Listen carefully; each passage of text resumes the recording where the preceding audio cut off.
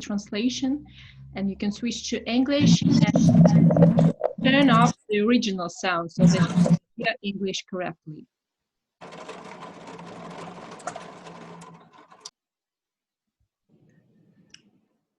Так, ну что, мы через 10 секунд можем начинать. In around 10 seconds we are going to begin. We'll start the broadcasting.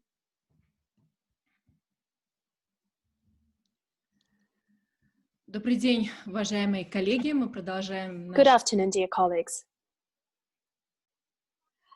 This is yet another lecture in our series of the Gorchakov lectures, and today our guest is the director of the Carnegie Moscow Center, the chairman of the Research Council, Dmitri Trenin. Good afternoon. Good afternoon to everyone.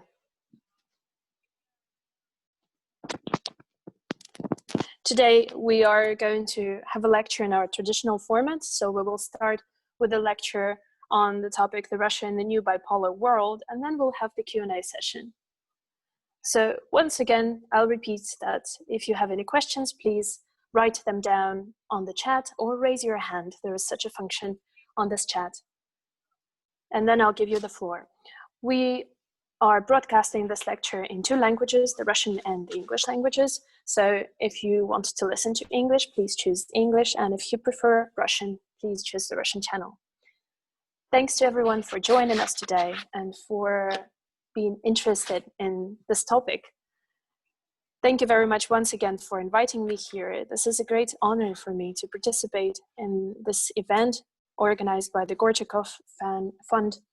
And I'm very happy to be here around my colleagues that found the time and the opportunity to join us. So I hope we will have an entertaining and engaging conversation and discussion. Probably what I'm going to present to you is not really a lecture. I have several arguments that I would like to share, and I would like to hear your reaction to that. Indeed, in the last few months, there has been very important trends and developments on the political arena, the international arena. They became more evident. And I would say that the main points that I would like to mention concern something that started before the pandemic. And here I'm talking about the formation of 2 superpowers, the United States and China. But this has not developed in the same way as it was envisioned by American politicians earlier, several decades ago. They were thinking that the United States would be like the big brother and China will be like the smaller, the little brother, and will follow whatever the United States decide. Instead, the system that emerged is quite competitive. It's not going to define the international relations as strictly as during the times of the confrontation between the Soviet Union and the United States, but still it becomes the main axis of the international relations for the future to come. So my first point is the following. I've made some observations and I've compared my observations with the opinions of my colleagues that I respect. So I believe that along the pandemic crisis, we've passed a point of no return on the way of the Sino-American rivalry to Sino-American confrontation.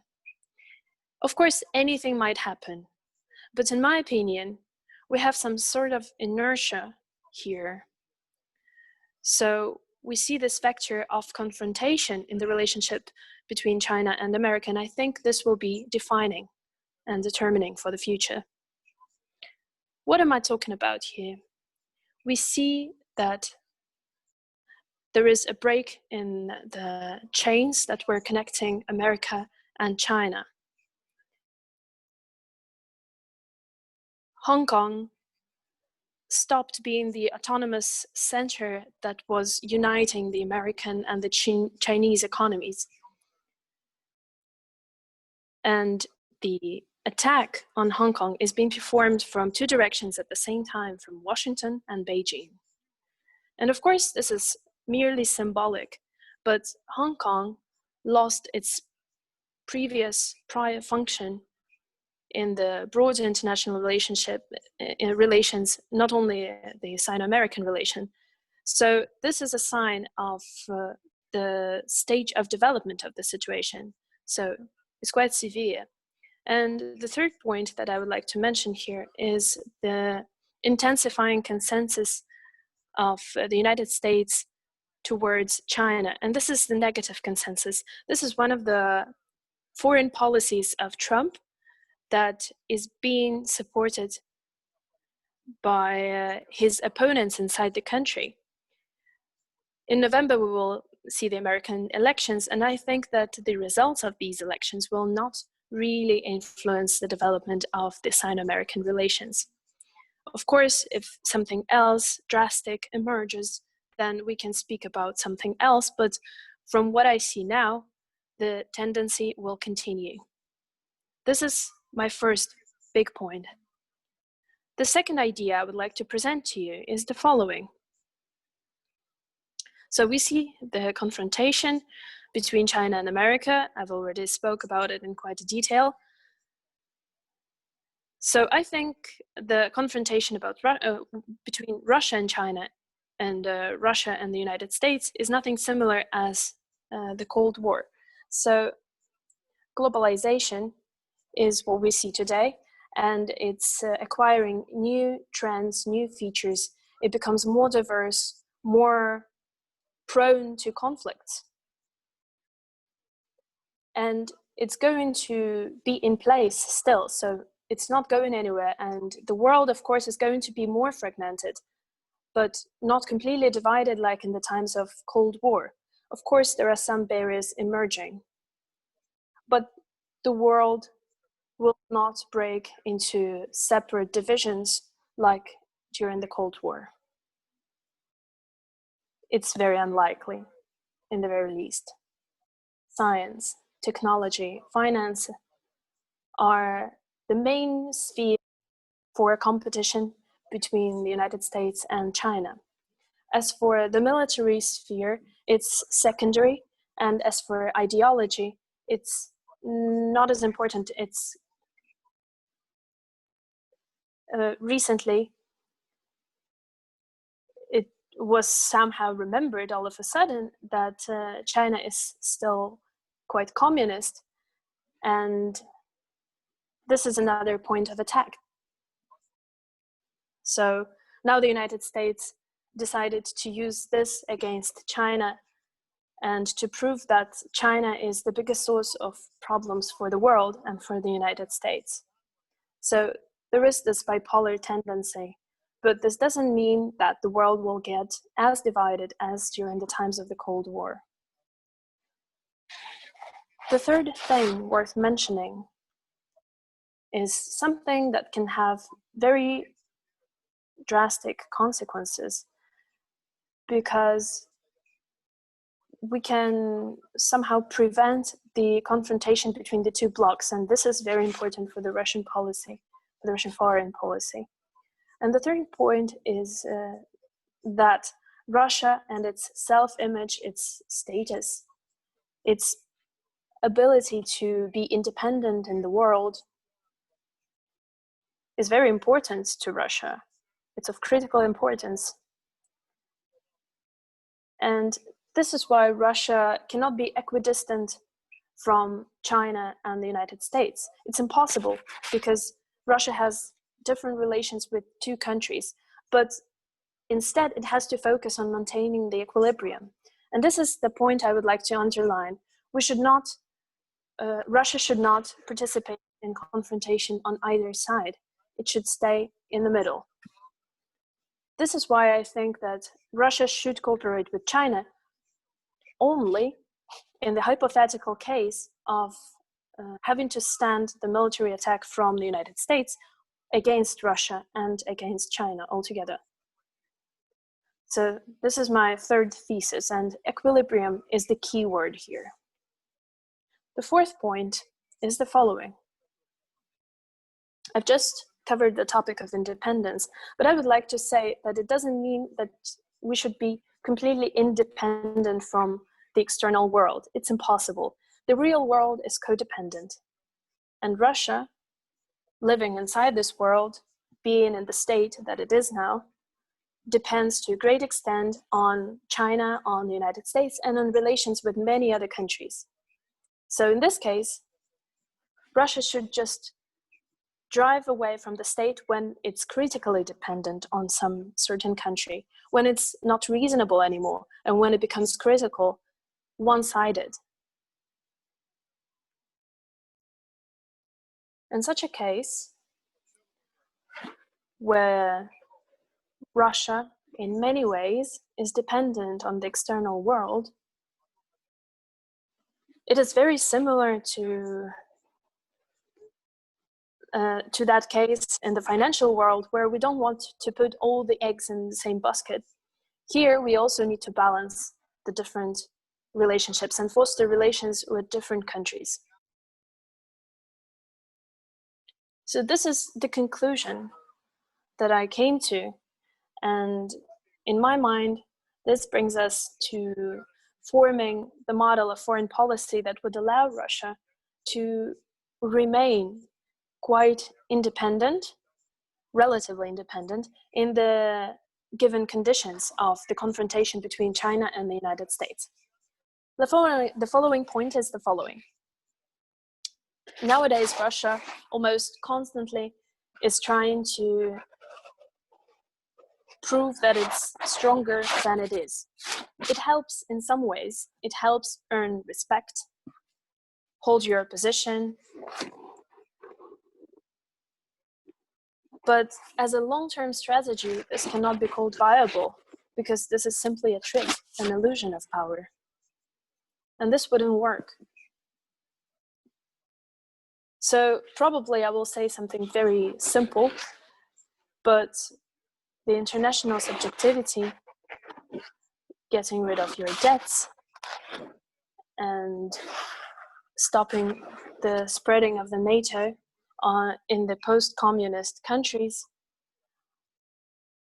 After going to the Middle East, our main task, the Russian task, is to move foreign policy towards cooperating the development of the country in all the fields, in the economic, financial, political, and so on. I'm not going to go into this topic that much, because I believe that the conclusion is quite evident. And it already doesn't have much to do with the foreign policy. Instead, it concerns the internal affairs, because we are talking here about the political system, the social system, transforming all of the systems in place. And it is evident that if Russia moves the focus on this sphere, it will not be able to keep the same position in the world, because in the last years, this is how it worked. And if Russia doesn't change the course, then it will not achieve much in the near future. So here we need to pay attention to the internal affairs to make the country stronger from the inside and make it more competitive in this ever-competitive world. My seventh point is the following. There is a narrower task in the foreign policy, and this is to build the system of maintaining equilibrium for Russia. I've already spoke about the principle of equilibrium, and now I would like to talk about it as a system. So in other words, what Russia needs is to find such pillars that would keep it afloat. And these points should be looked for in the region where it's based. This is called the Great Eurasia. The next thesis, the eighth, is the following. As for the relation with the United States, I believe that they will continue to be confrontational and competitive for the future. And it doesn't matter what the elections will bring, they will not change much. The main goal of our relations with the United States is to prevent war by mistake, by error, among between Moscow and Washington. And at the same time, coming closer to the topic of our today's discussion, Russia needs to stay away from this foreign conflict between China and America. Confrontation between the United States and China does not mean that Russia should not be accurate and adequate in the way it behaves. So Russia should place many mechanisms in place for securing the safety and getting rid of the potential errors.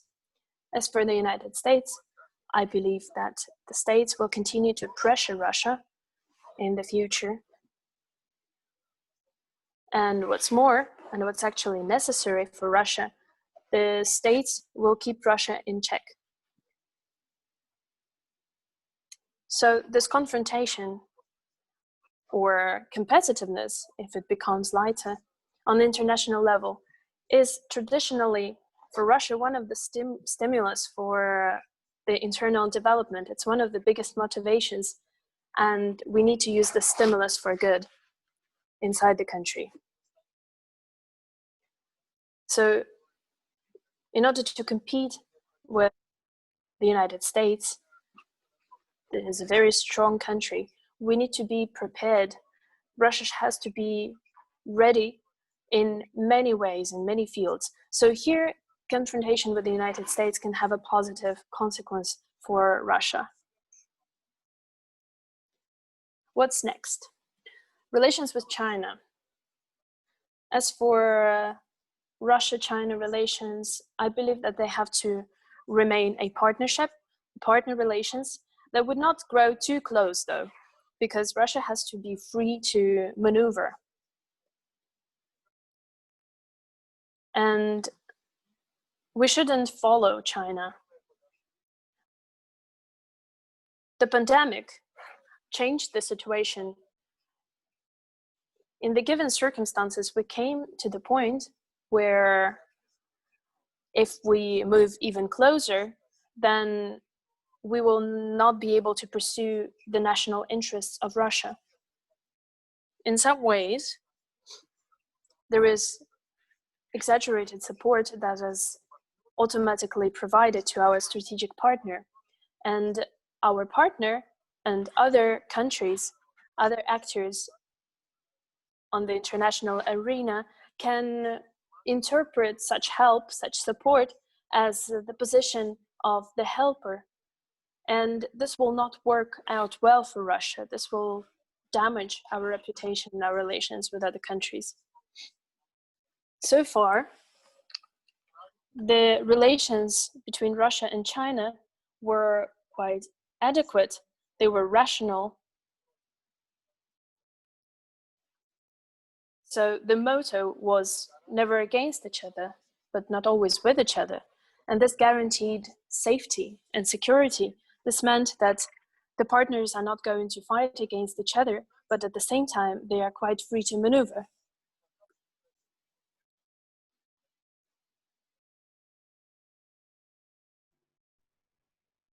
So we noticed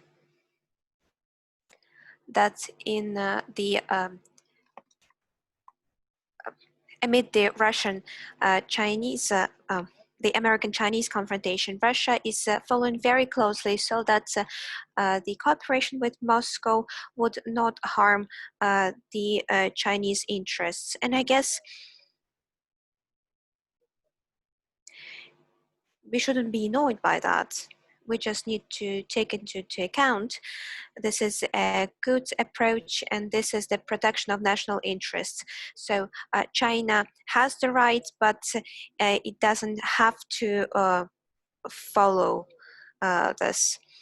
So by building relations with China as asymmetrical ones, we need to remain independent and we need to build this balance of dependence and interdependence.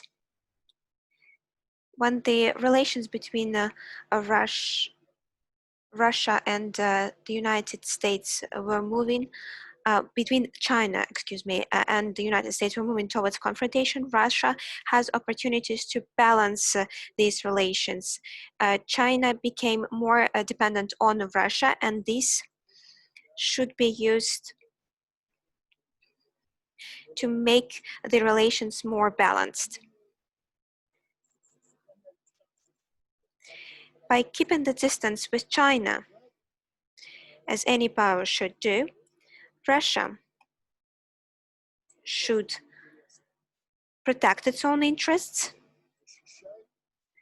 and promote them, but also it contributes a lot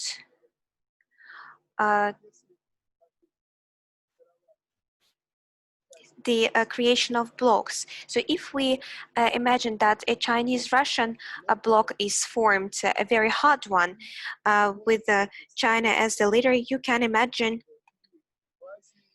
that in Asia and in Europe and probably in the Middle East, we would also see this bloc competition, and the world would return to very hard times of the Cold War. So Russia's position, which protects national interests, is very good, but it's also good for the world. These are 10 points that I wanted to mention first. And I would also like to add to them some other points, if you don't mind. So based on the relations with China, Russia should make the relations with Europe much more productive than now. Russia is interested, first of all, in the European technologies, in the European market, in promoting its exports and exportation goods. And here we need a very honest audit of the Russia's policy towards Europe. What can help us? What can help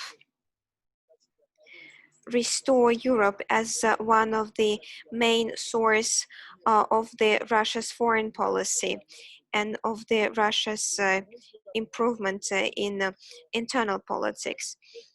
So from my point of view, what impedes us is not only the actions of the United States and the impediments and obstacles for the Nord Stream 2, but and the presence of countries which believe that Russia is a historical enemy, an aggressor, and a possible competitor.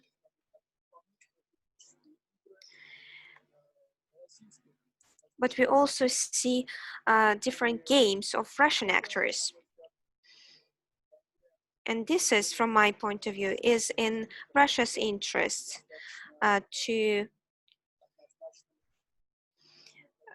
make this relationship more balanced, because the actions of these or that actors to be more balanced, to be united by one strategy, and so that they would not impede the bigger goals. As for the main problem, Ukraine, I guess it's very hard to imagine that this problem will just go away. I don't have much hope that Minsk agreements will be implemented anytime soon. They were actually dead-born because the Ukrainian elite, and especially a more nationalist one, more influential part of it, they believe that these agreements were a capitulation. So we need to rethink our policy in this direction. And I believe that the time has come for Moscow to change the approach, not just trying to unite the lands within the framework of, say, Eurasian Union or some other organizations. And as you know, the Eurasian Economic Union doesn't really work. But the better strategy is to make the country more attractive, to unite the people who are able and who are ready and who are interested in working in Russia, in becoming Russian citizens. And the territories is the question about territories should be closed after the Crimea, so there shouldn't be any other expansions. Russia doesn't need it in Europe.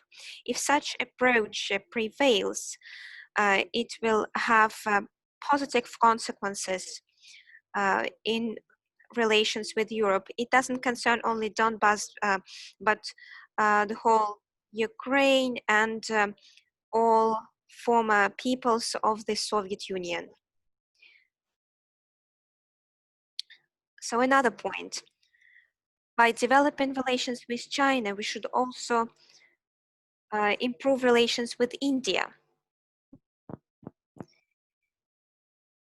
We see that traditional Russian-Indian relations, which we believe to be very traditional ones, to be traditionally good, they are less and less supported by the economy, by the technology, and by other areas in comparison with the military area. As a result, the country, which is a natural, well, I wouldn't say competitor, but a very natural partner for Russia as well as for China, becomes less and less interested in relations with us. So I guess the relations with India require more strategic attention. And of course, probably now it might not be that easy, but still we should do that and try to give some impetus for the Russian-Indian relations for the long term and to put them at the same level as the relations with China.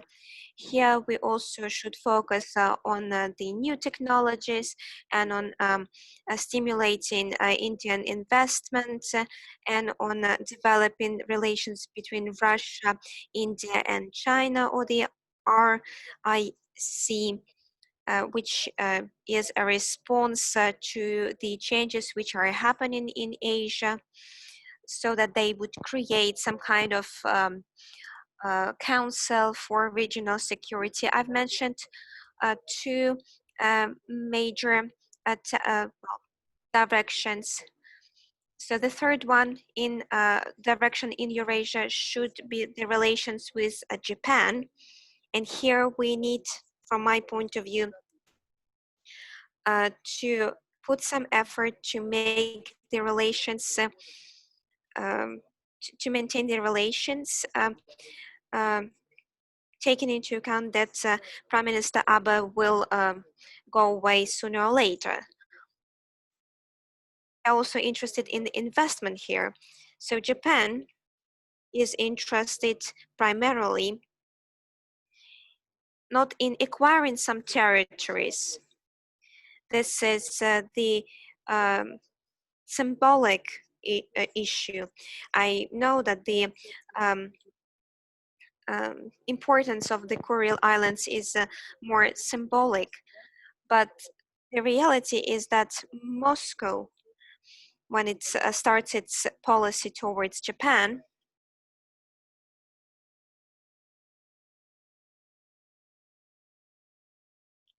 shouldn't just follow the policy pursued by China. So Moscow's policy should be independent. So Japan is interested in our relations, but Russia is also interested in these relations because Japan is a very important country in Asia. And the last but one point.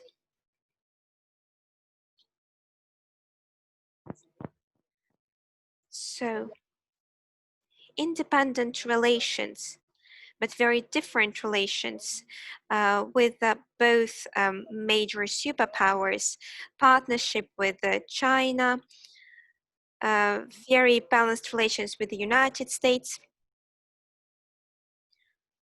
stronger Russia's equilibrium by expanding or improving the relations with three other major powers in Eurasia. These are Europe, Japan in the south, and India in the south, and Japan.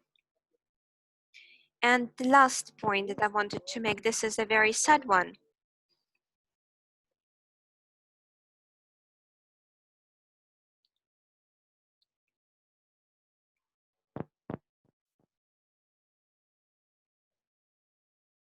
Despite the fact that I have some proposals and suggestions, and I hope that Russia will manage to maintain its positions and even strengthen them. But I also should recognize that taking into account the elite, which is focused on its own interests, in the context of a degrading political system with very bad economic system,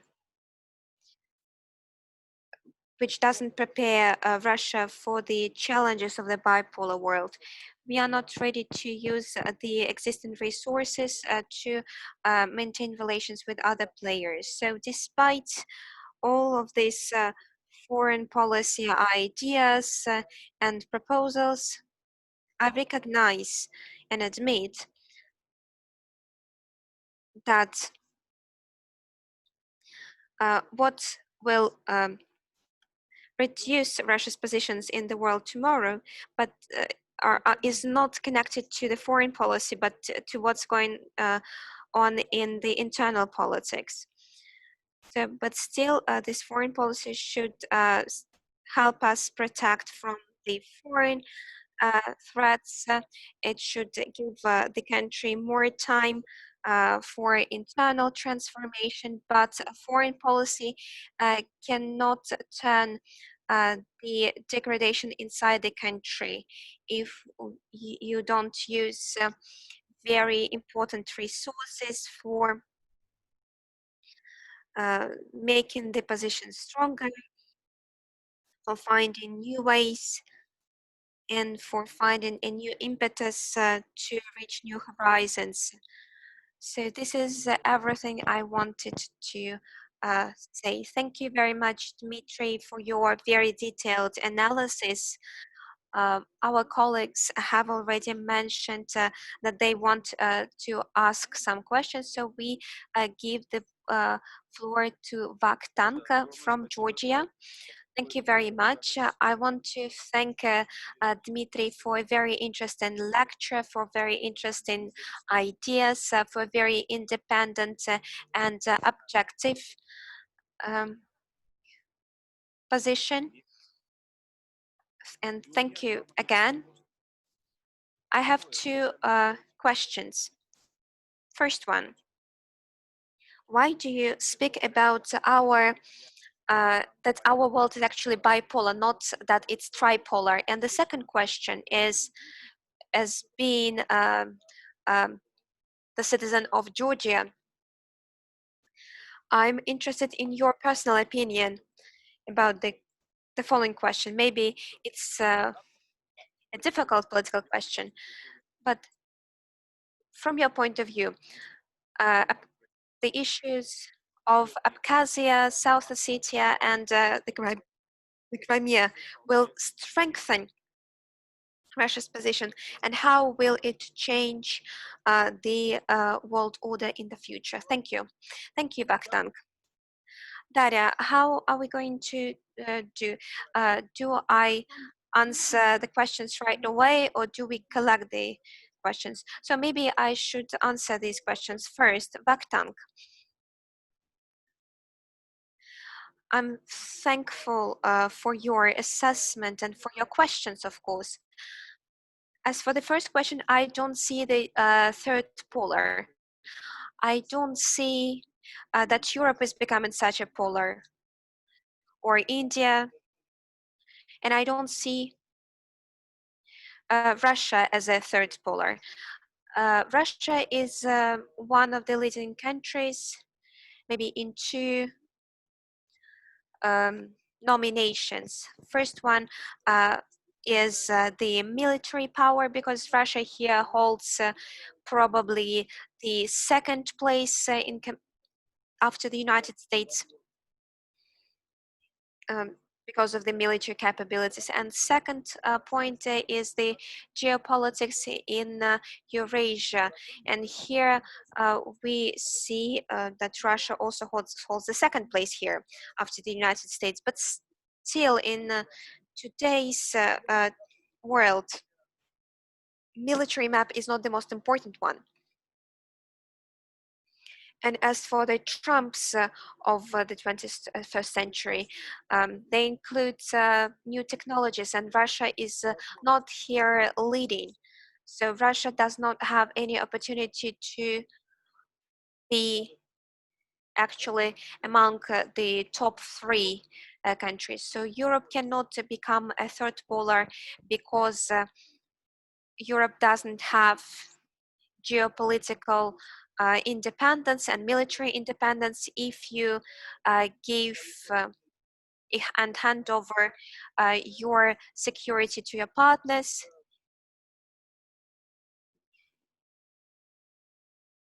you're becoming, you know, under some kind of protectorate. So you're a country which depends on the help of your friend, on your partner, on your, well, you can call it whatever you like.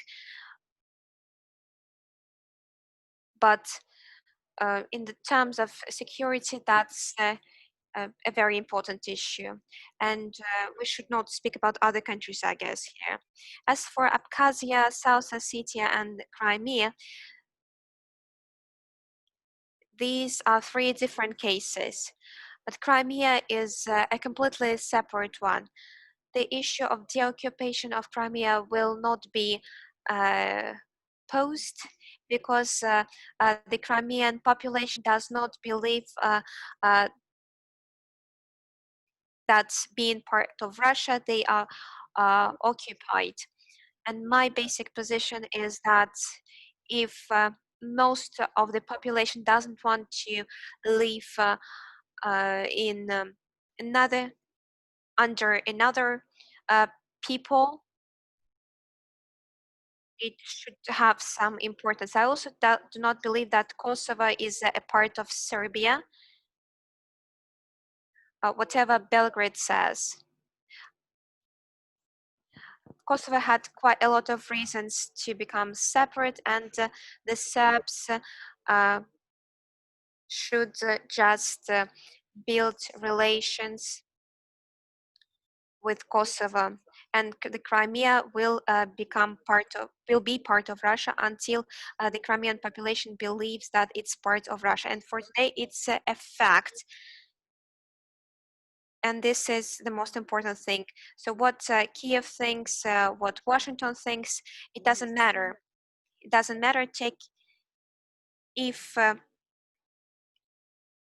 you understand that you can't take Crimea away from Russia.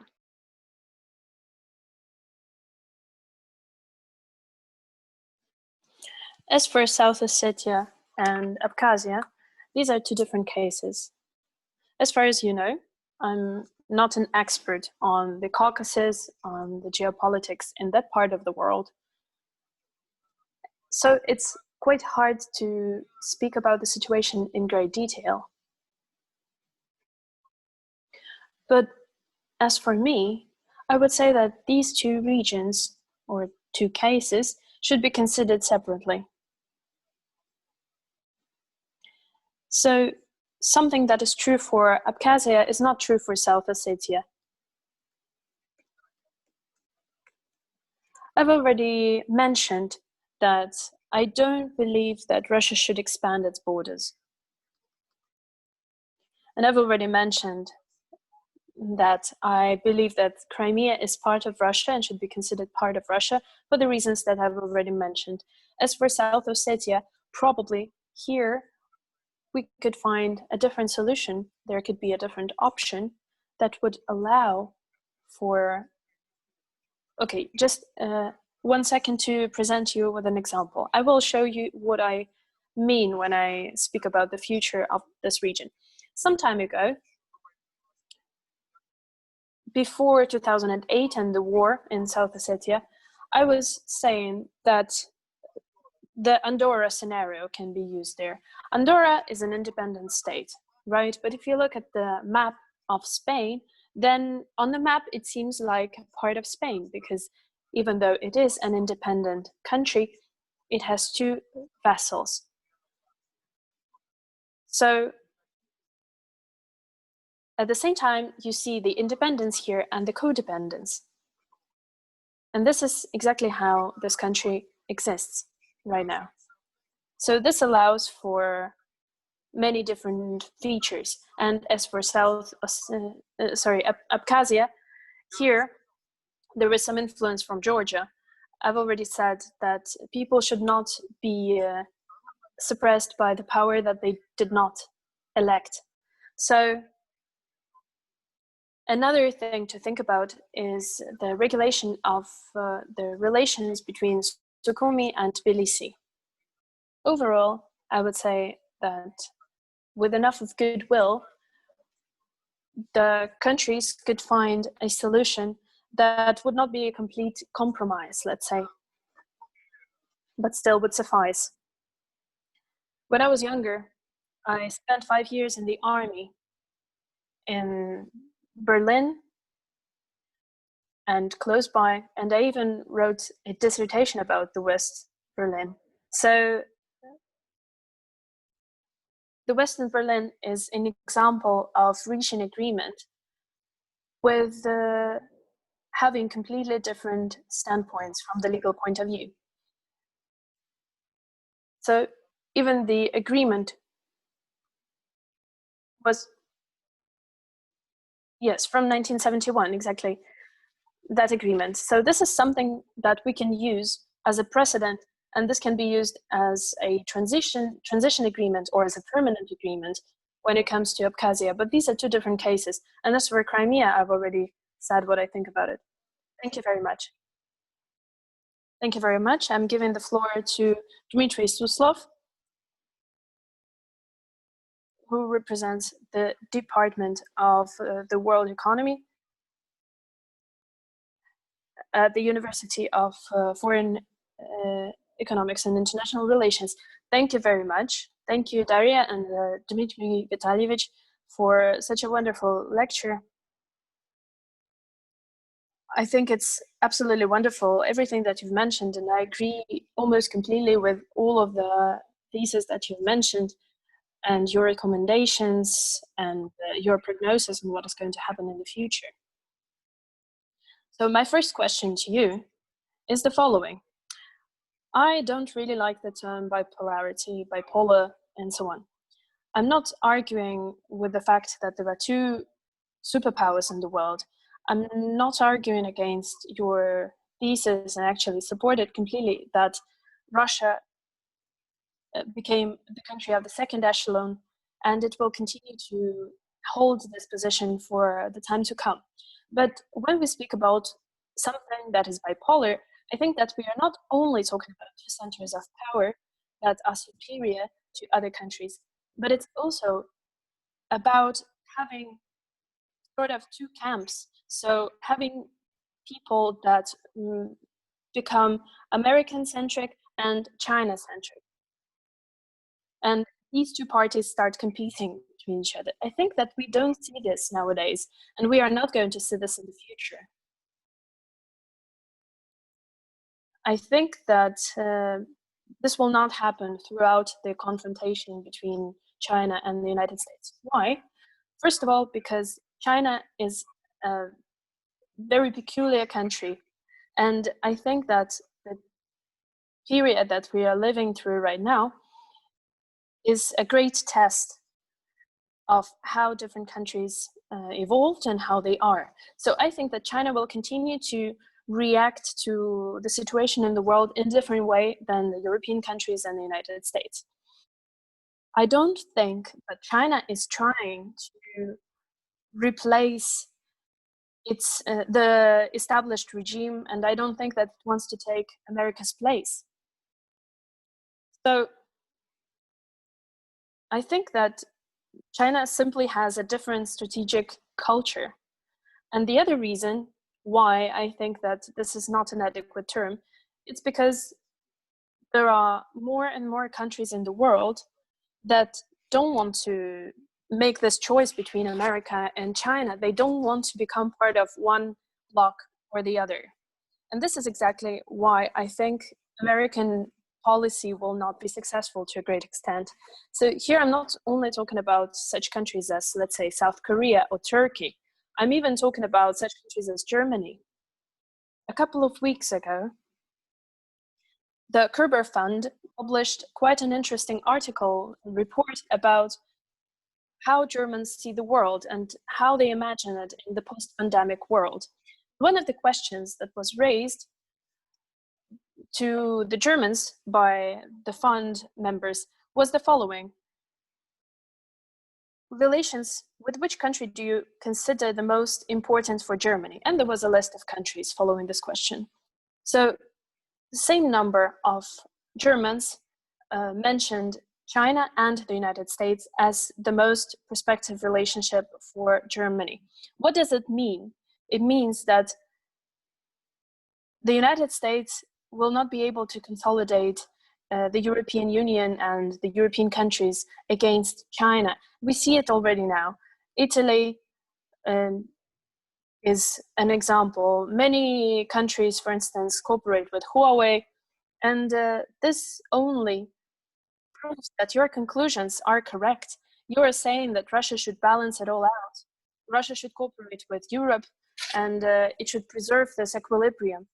And we should increase balance on the international arena. So this was my first point. And now the second one. I would like to know, when it comes to the United States, how long do you think the United States will keep pursuing the same policy towards Russia and China? On the official level in the United States, for a number of reasons, they say that they will continue pursuing the same policy and that they are convinced that they will win from such a policy. But you know better than me that there is a discussion that is going on at the moment on whether this policy is the right one. And many believe that the United States will not be able to pursue such a policy and that it will exhaust its resources, that they will not even be able to unite Europe to confront Russia, and that Russia and China will not confront each other like some people believe. So what do you think about this? In 5 or 10 years, can we expect some sort of reflection about this policy and the reconsideration of this policy? Or do you instead believe that Russia and the United States will keep the level of the confrontation the same, and the confrontation between China and the United States will stay the same, and America will not change its policy for the decades to come? Thank you. Thank you very much, Dmitri. I think that when it comes to the bipolar concept, it just seems that we do not agree with one another. But in reality, the idea behind it is the same. I said that when I speak about the bipolar feature, I don't mean that there should be different blocks. I just mentioned Russia, but we can also mention other countries that are against this formation of different blocks. So I do not really think that we look differently at this. And one of the features of this stage of development of our relations that is different from the Cold War, and by the way, I would like to mention that I believe that there was one Cold War and this will be the last one, and we are not going to come back to the same stage and to the same development of our relations. So coming back to bipolarity, I think that it's a fact, something that we need to deal with. There are two superpowers, and in many ways they are polar. Probably not as polar as the Soviet Union and the United States, but maybe in other features more polar, because you've mentioned quite correctly that China has a completely different system. It's very different from the countries in the West. So Russia is such a blend. It took something from Asia and something from the Western countries, and at the same time, China is completely non-European and non-Western.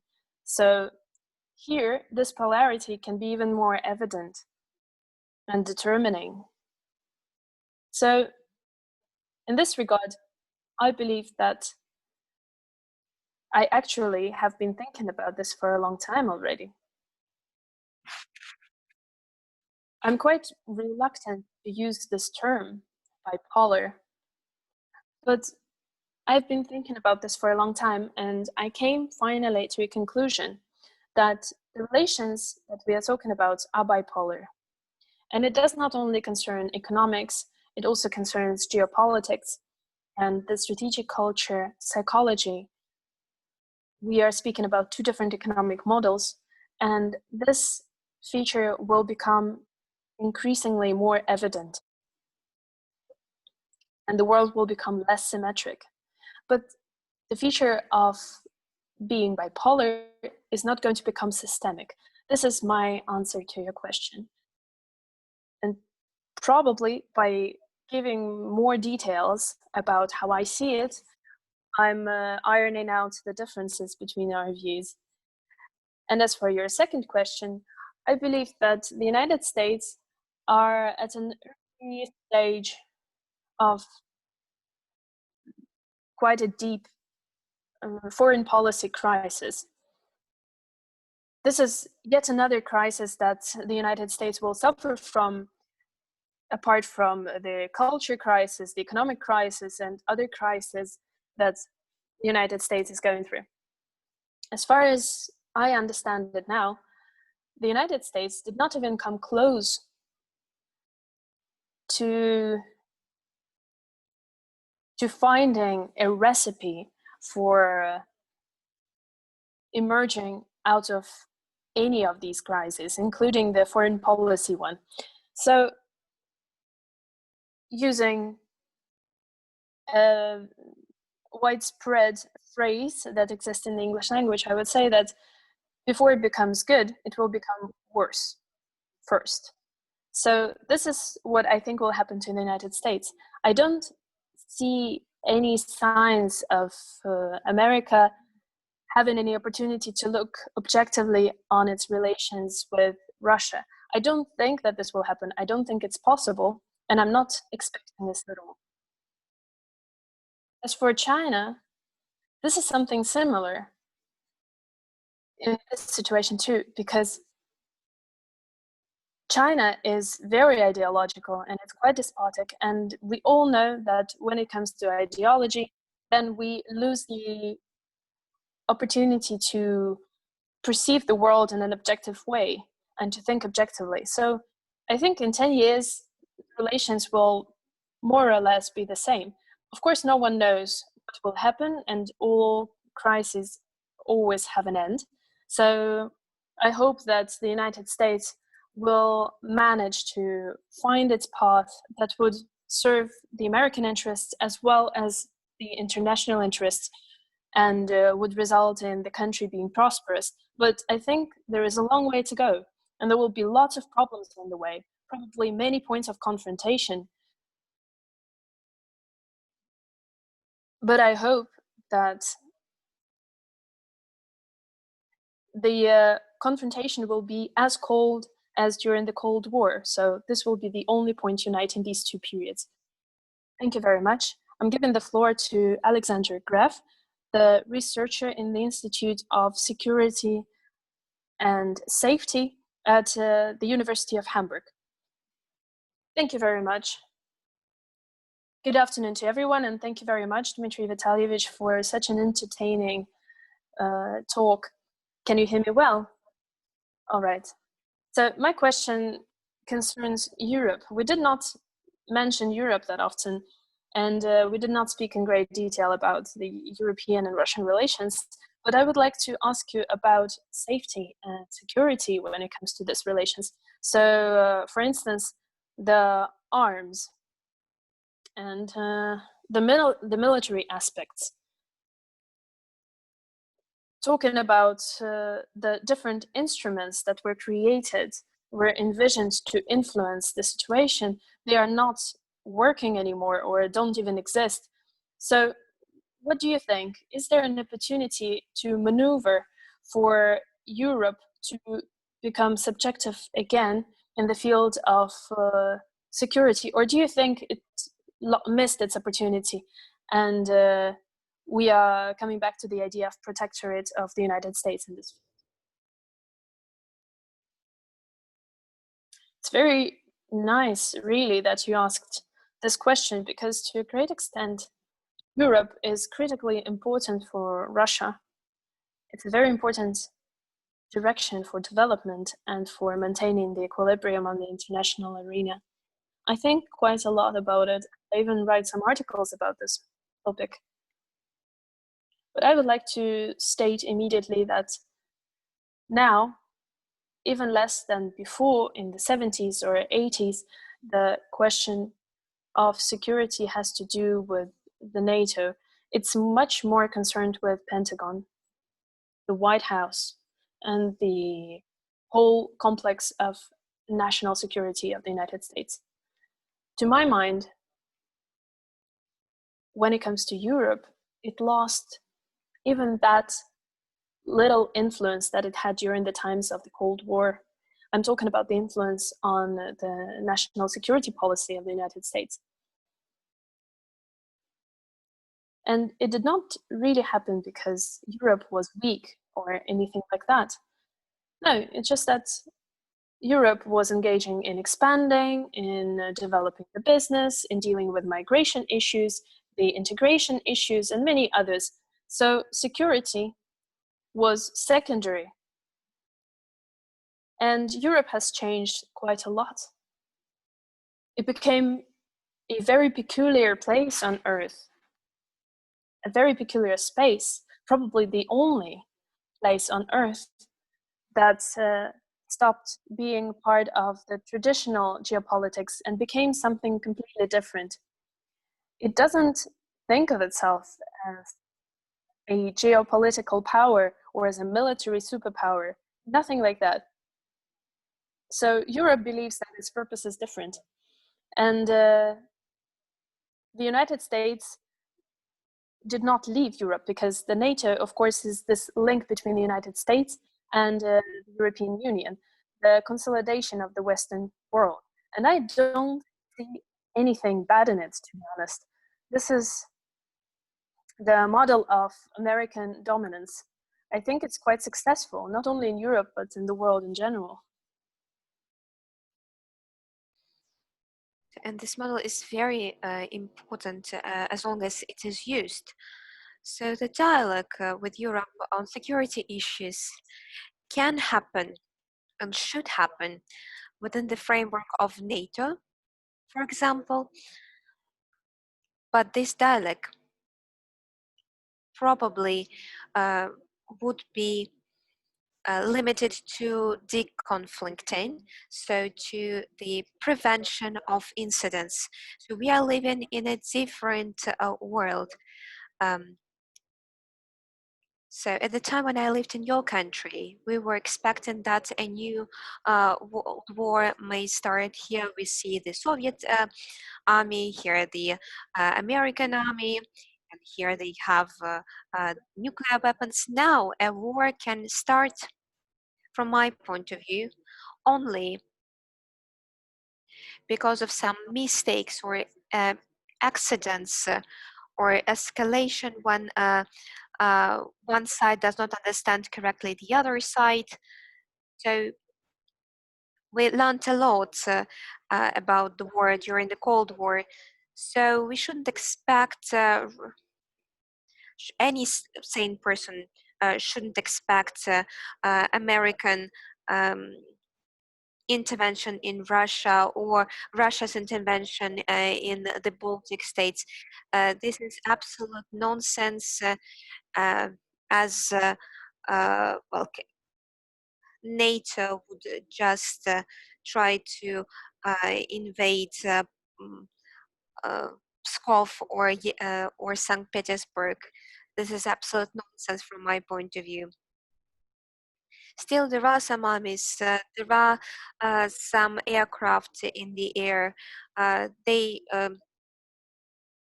are some exercises, military exercises held. There are some crises which might lead to something. For example, the Ukrainian crisis, and such crisis might lead to the use of force. So NATO and Russia should change the format. So there is a tool which doesn't work and which will not work in the coming years. So this tool should be changed and transformed into the deconflicting tool. As for the arms control, the main issue should be asked to the American administration. Well, concerning the arms control, and the strategic situation has changed so much that arms control as a tool to maintain peace and security during the Cold War now doesn't work. It doesn't matter how many tanks this or that country has. Nobody should take it seriously. So as you remember, there were some treaties which defined the number of these military equipment.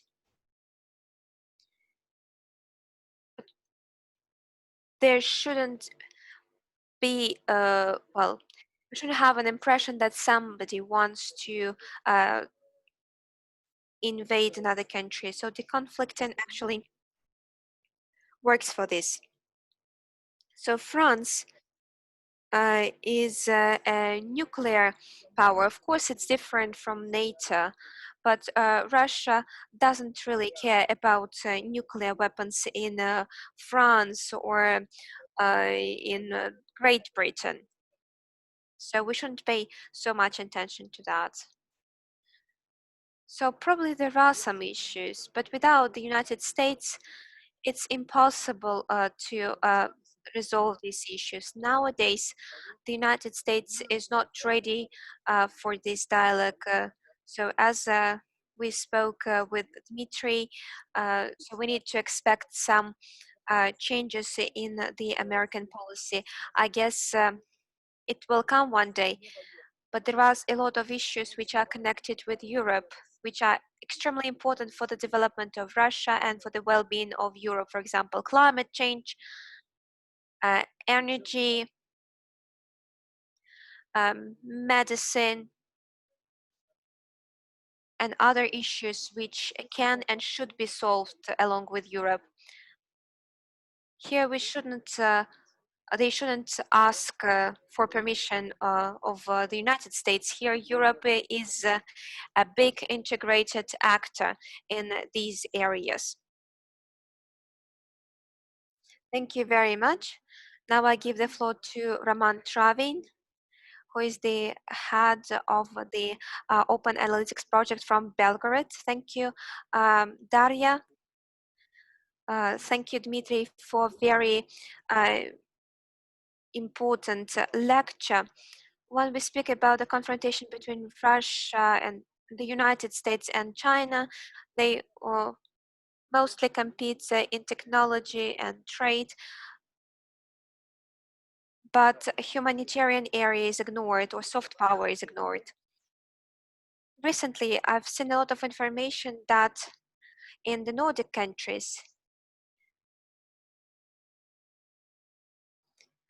they try to lead a good policy with the United States. They have a Confucius Center there. Now I know that in Eastern Europe there are these Confucius centers as well as in the United States. The first question, how these centers of Chinese influence are really, how they are influenced, or this is just a tool to prove that they can do something, or there is a big influence of these Confucius centers and Americans and Europeans should be afraid of them. Thank you. Thank you, Roman. I would say that humanitarian area is another area where we see the confrontation. So, and these questions include the Chinese students, the Confucius centers, and the studying of Chinese culture in Europe and in the United States. From my point of view, the actions against these centers is part of the big program in the United States, not only in the United States, but in all Western countries to become independent from external influence, from Chinese and Russian influence, first of all. This is the fight against misinformation. When I was as young as you, the Soviet Union was actually going through a crisis. It doesn't mean that the Soviet Union was doomed to failure at the time, but instead of trying to deal with the issues, the Communist Party decided to launch a campaign which was called counter propaganda. That was at the time of Mr. Chernenko. And this counter propaganda included and involved all the party members. So what I want to say by giving this example, I want to say that this fight against this Confucius Center, this is of course part of the fight against the Chinese influence, but the Confucius institutions have been considered pretty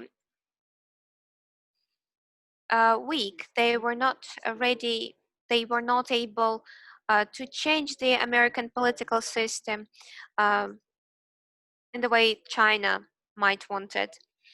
Now, with the fight against information from Russia, with the Russian propaganda, this is just a sign of very deep crisis. And this is the crisis of the whole Western system. So this fight means that very small foreign centers such as Confucius Institutes, Sputnik, RT, they are ready and they are able to draw the attention of the voters which were raised in the liberal democracy and which adhere to the values of liberal democracy. Now their loyalty is just questioned. And now people also believe that it might lead to some very serious consequences for the political system, such as electing pro-Chinese or pro-Russian political leaders, and Trump is seriously considered to be a Russian spy. But this is just a sign of problems. As for the fight with this influence, and speaking about the influence as a whole, of course, China is trying to expand its influence, but it has a different strategy than the United States or Russia.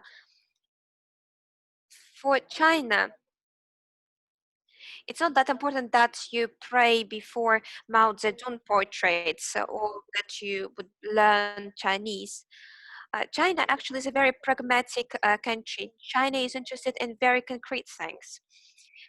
China is interested in resources which it might exploit at that of the territory. China is interested in projects which can be implemented.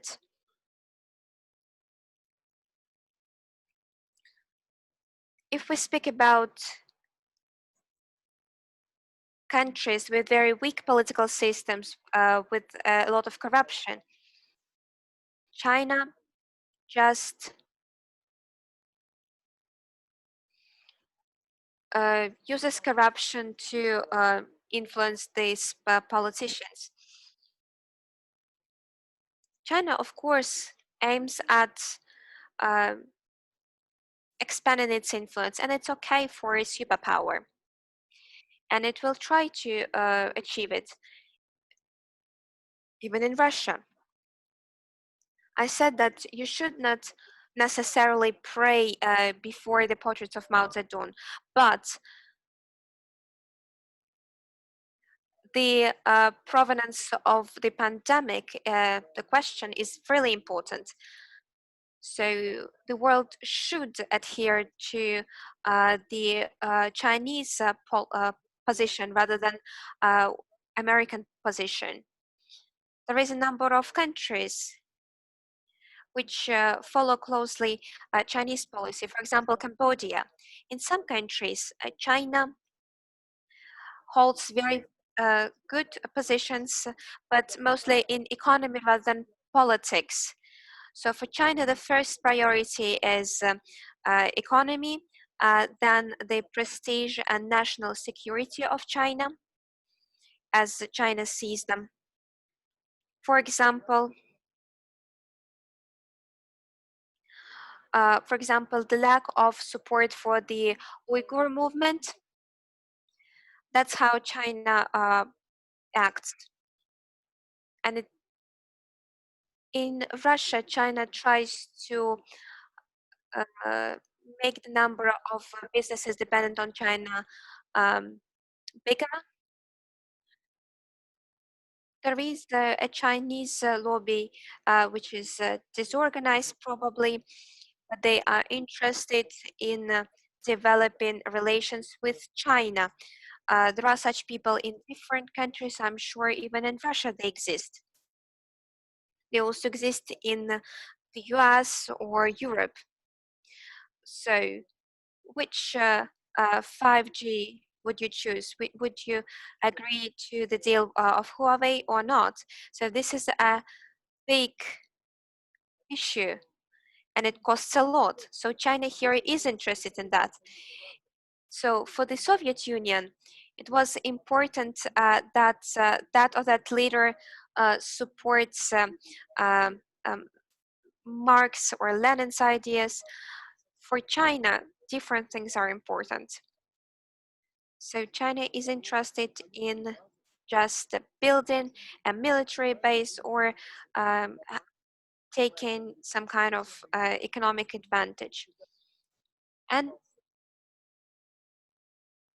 Russia is trying to follow a similar similar strategy. But what we see now in terms of these Confucius centers, this is just a sign of a crisis of Western political system, which is deeper than it seemed before. So we have a person from Berlin. So Alexander, the floor is yours. Thank you very much for your lecture and for your analysis.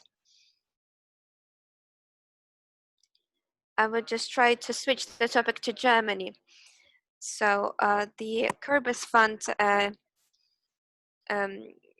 research was done, and in the past 2 years, it shows that Germans are becoming less and less interested in transatlantic partnership, and 35% out of the 60% of people who say that the relations are bad, they believe that the relations could become even worse. Another point which touched us is that the article from New York Times of the 5th of June, when some military bases would be moved to Poland, and the former ambassador actually spoke about it. Now it's a fact. What do you think? Will it happen in realities, and what are the consequences for us and for the transatlantic relations? Thank you very much for your question. I would like to differentiate and distinguish between the relations towards the Americans and the head of the United States and the American administration.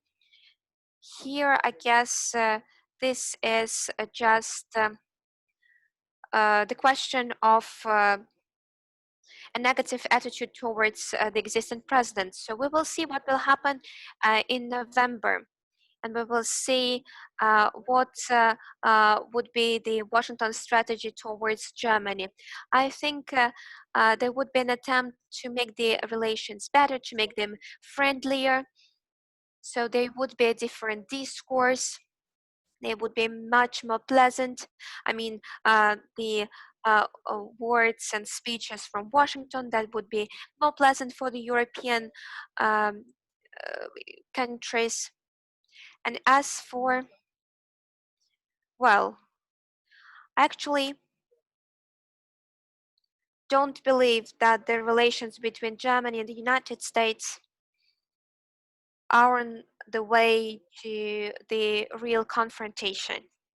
What you said about the negative attitude of the Germans about the movement of the American forces shows that the fundamental principles of relations between American and Germans are still very good. Because otherwise people would be very happy that the forces are moved. So now Europe is different, Germany is different, and now there is no reason for having American troops or foreign troops on our territory. Let's just German troops stay on our territory. So fundamentally, the relations between Germany and the United States will stay, and this union is not endangered at all. Trump, in all cases, will go sooner or later, and after that, there might be some changes in the course, but Germany doesn't want, and from my point of view, is not able to perform a different role from the point of security in Europe. So it can only act as the most important ally of the United States. So Germany will not be able to perform the role of an independent power. This is the issue that was close together with the Second World War and what happened afterwards. And if they want to choose a different way of developing in a different position, then they should engage in a different ways with the NATO. But these are not such fundamental elements, not so strategic in nature. As for what it would mean to Russia, Russia should not be afraid of anything of the American troops moving from Germany to Poland, let's say. The troops will not be able to get to Moscow. Moreover, they will never receive such an order, no matter how many tanks they have, especially taking into account that they don't have many tanks there. So this shows the trend. The trend on moving the center of the military presence from the United States closer to the Russian borders. With Alexander Gref, we spoke about security from the point of view of Europe. And this is what we see here. No one is expecting a war to happen. It would be useless in the current situation. But at the same time, there is quite a solid military hub at the territory of Poland, which is much closer to Russia than during the times of the Cold War and during the 3 decades after the end of the Cold War. So probably we can expect a certain response to that from Russia, because when it comes to troops and military actions, here no one speaks about philosophy. If we have a threat, we need to respond to it without any discussion. So we will need to stop the threat and probably even eliminate it to prevent some development here. So we can see a certain level of militarization in Russia too, in this case. And then there can be a certain crisis that might emerge.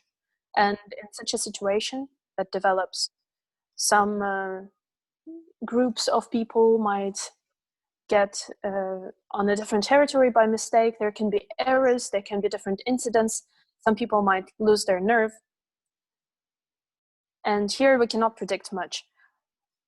But in many countries, there is a thought that you can have a certain nuclear war with a nuclear superpower. And this is a very dangerous thought that Americans sometimes have. They believe that they can have a victory over Russia in such a competition, because normally Americans have great troops, great military bases, and a lot of resources. So sometimes we should revise history lessons. Of course, it never repeats itself in the exact same way, but as we know, it rhymes.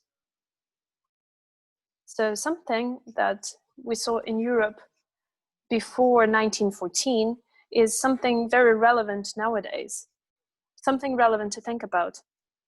This is what I think about the redislocation of troops to Poland.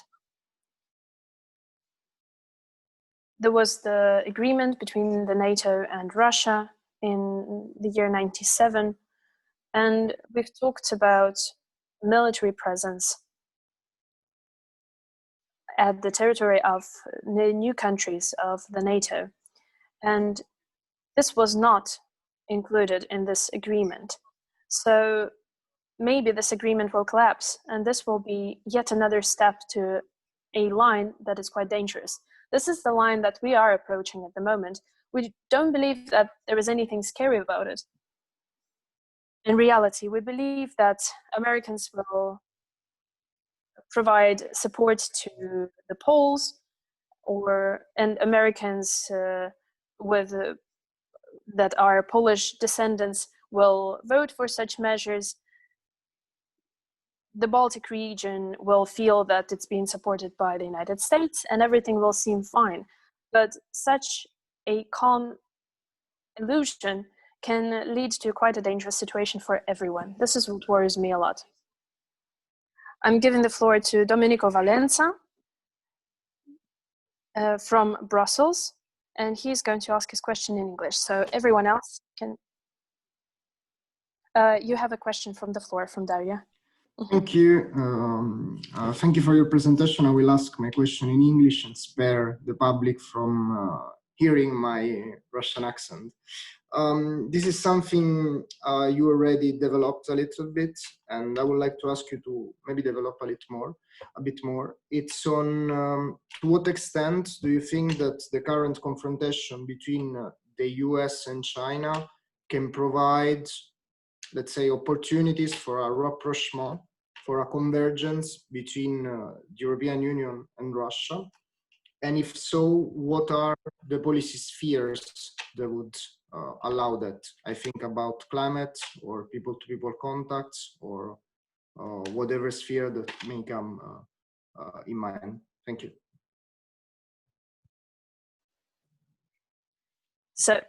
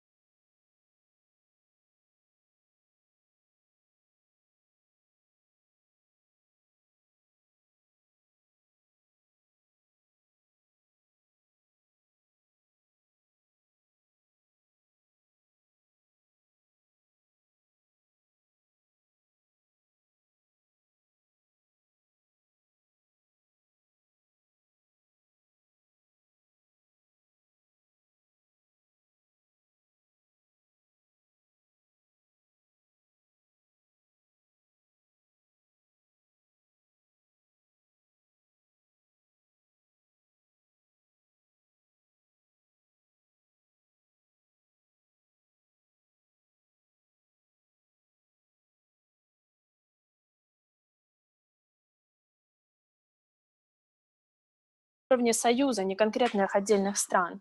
Но России такой путь интересен не всегда. В таком European Union on the issues, the Union, not the member states, and engage the Union in meaningful discussions about such issues as climate. Climate, as we have just we've been reminded a few days ago by the colossal disaster in the Arctic, about the impact of the climate on the permafrost and on the infrastructure that Russia has built over the decades in the Arctic. And this is where Russia and the European Union could productively join forces. As I understand it, right now, as we speak, Russia is engaged in some interesting dialogue with the European Union precisely on the issue of climate. Another issue which is close to the issue of climate is the green agenda. Again, the COVID pandemic has pointed to the gradual reduction of global demand for hydrocarbons. And this is a long-term process. The prices have bounced back somewhat to a more or less manageable level by now. But if you take a longer view, if you take a 20-year view, you will have to admit that it's going to be less dependent. The global economy will be less dependent on hydrocarbons.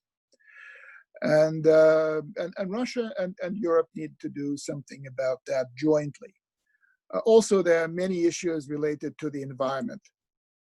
We no longer live under the same roof, even in our heads. I think that most Europeans would not regard Russia as part of Europe. In Russia, there is a new, let's say, idea that we are a separate civilization, that we are Russian above being anything else. Yes, we have European stock. Yes, we share in European culture, but we're very different in many other ways. Like, if you like, it's Russia would see itself as an equivalent of the United States. Is the United States European? Yes, it has mostly European roots. But would anyone in his right mind or her right mind call America European? Of course not. America is different from Europe.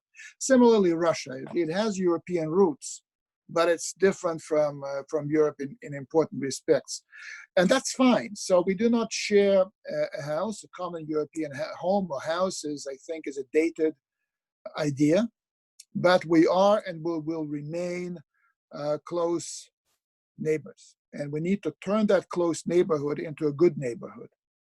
And there are many things that we share. We share fences, we share rivers, we share seas, we share bridges, we share the air over Europe and Russia.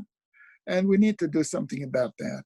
Also, the pandemic. The pandemic came to Russia, although it originated in China, it came to Russia via Europe. And we need to be, we have the most contacts with the Europeans. And Europeans have a lot of contacts with the Russians. We have to deal jointly with some of these things. And I regret the fact that Russia chose not to attend this Brussels summit, virtual summit on the vaccine. I think it was a wrong. I mean, everyone now is trying to come up with its own vaccine to fight the pandemic.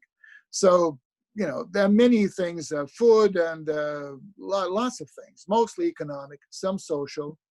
And this is what we should be doing. Less geopolitics, less security. Security is primarily US-Russia, unfortunately, but that's the reality. And we need to try to, in the longer term, we need to try again to reconcile ourselves to ourselves. There was a botched attempt by Russia to reconcile with Poland a decade ago. Unfortunately, it was derailed, not by the Russians. Unfortunately, that was the result of this catastrophe of the Polish presidential jet and the political environment in Poland at that time. So, we shouldn't stop there. We should reach out to precisely to the countries that fear Russia or don't like Russia, and find some people with whom we could start some sort of a dialogue. There are many things that Russians and Europeans could be doing, but just the fact that the United States and China are at loggerheads should not be seen as something that would lead to a rapprochement. But as I said before, this bipolarity between China and the US should lead both Russia and Europe to take an independent stance vis-a-vis this US-China conflict. If both Russia and Europe, Russia is closer to China than it is to the United States. Europe is closer to the United States than it is to China. But if Russia and Europe take independent stance vis-a-vis this confrontation, the world will be a better place. And the world will be a much worse place if Russia and, marched in lockstep with the Chinese and the Europeans turned into vassals of the United States and followed the United States anywhere the United States would choose to go. So that would be my answer. I apologize. Я прошу прощения перед моими... I would like to apologize to the Russian colleagues for replying in English, but I dominate English, so I really wanted to answer in English to keep the clarity at the same level. Thank you for understanding. Thank you very much. Now I'm giving the floor to Božidar Knežević. Can you hear us?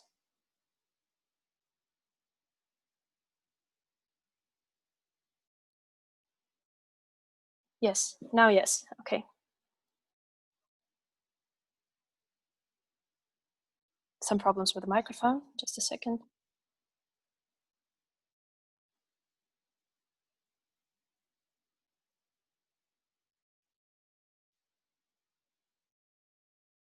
Okay, now the sound is on. Yeah, we can hear you. Yeah, sorry for the technical problems. Good afternoon, Dmitri Vitalyevich. Thank you very much for your talk. I always read your articles and your Twitter posts with much interest. I wanted to ask you a completely different question, but along the discussion, you already replied to so many questions that I wanted to ask. But then you mentioned Serbia and its relations with Kosovo. So first of all, I wanted to comment on this, stating that the official stance of Serbia is that we are never going to acknowledge Kosovo state. Serbia is up for a dialogue, but we don't want to have this dialogue with Kosovo as an independent state. So we are doing everything to maintain the security in peaceful ways. So apart from that, I also want to say the following. I have a question, actually. Do you think that any state can give away 15% of its territory?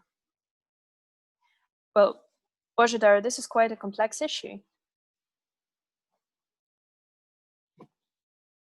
I could reply to this through appealing to history. The USSR collapsed, right? And afterwards, the Russian Federation, if you will, rejected not only its territories that were historically the territories where Russian people lived, but also it rejected the Russians that were living there. You asked me whether this is possible to reject your territory. You did not ask if it's good or bad. So this is what happened. This is a fact. 26 million people that were Russian were left behind by the Russian Federation. And for many of these people, they spoke Russian, they were Russian by culture. For many of these people, life was very hard afterwards. So some of the countries that got formed were discriminating against Russia and against the Russian language. But yet it is possible, and it can even be done voluntarily. But the overall position that I would like to express is something that also is a result of the Russian history. I would like to say that there is no point in trying to get access to power over a territory of people that do not recognize you as legitimate power, no matter what you think about it. Many Russians, as you know, have been speaking about Novorossiya, the Russian-speaking part of Ukraine. For many people, Kiev is still such a center, the mother of the Russian cities. But if we look at how in reality we behave and how we are and how those people are that we consider part of our people, then it turns out that they believe that the power over them is different. They don't recognize the official power. So this would mean that you are undermining the ground you are standing on. I will give you two examples. So the most important mistake made by Alexander I after the Napoleonic Wars is the including of Poland to the Russian territory, to the Russian empire. And I understand that Poland at that time could not accept Russian power. One of the biggest mistake of Stalin was the um, joining of Western Ukraine to the Ukrainian Soviet Republic. And so the anti-Russian virus first got this territory and then infected the whole of Ukraine. Having non-loyal citizens in your country, is it safe or dangerous? From my perspective, it's very dangerous. There is another example of how say the Chechen War. So Russia had a war in Chechnya and used force to restore its control. If it was the end, and if it used force and Russian generals who would actually rule this territory, so some sort of military rule, so the conflict would still be won't be over till today. So, but the military victory actually was coupled with some diplomatic game, and that led to what we have today. This is not an ideal situation, but this is a way out. This is what I can tell. So, and what is happening in Serbia, so this is the issue which Kosovo should deal with. Thank you very much. I agree with you, partly. As for the historic issue, and I know how Russian empire was built and how Soviet Union was built. The difference is that Kosovo is the source of our ethnicity. So we have our spiritual leaders there. But look, Kiev is considered to be the mother of Russian cities. And we know that Russia was Christians in Kiev. What did Putin do? He, if you like, if you like, he actually moved the place where Russia was Christians. And now a place in Crimea is considered to be the place where Russia was Christians. So, and he said that some people from Byzantine came to this land, to Christian Russia. I'm saying it just to show that all of this should be taken, that political reality should be taken into account. So Armenians look at a mountain, but which is based on the Turkish territory. So as for Kosovo, it was occupied, and Crimea was not. So of course, there, you can draw some parallels. The idea is that politicians should, at some point, find a better solution,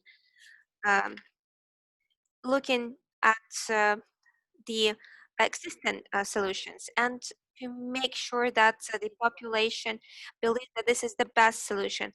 There are no ideal solutions, or, well, whole politics is very sad. There is no such notion as a happy politician or a happy statesman. There are as many victories as failures. Thank you very much. Thank you. Thank you. And we give the floor to Nikolai Tsvatkov, to the member of the Gorchakov Fund from Moldova. Nikolai. Thank you very much, Daria. Good evening, everybody. Dmitri, thank you very much for a very interesting lecture. We enjoy reading your articles. We know that Moldova is not a foreign land to you. So, and you know very well this Transnistria conflict. So our question is the following. In 2010, there were some agreements made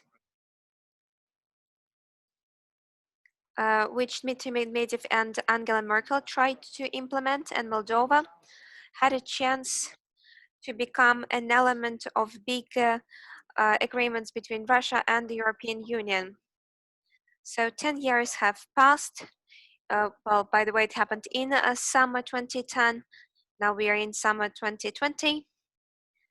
So the relations between Russia and the European Union are pretty relevant.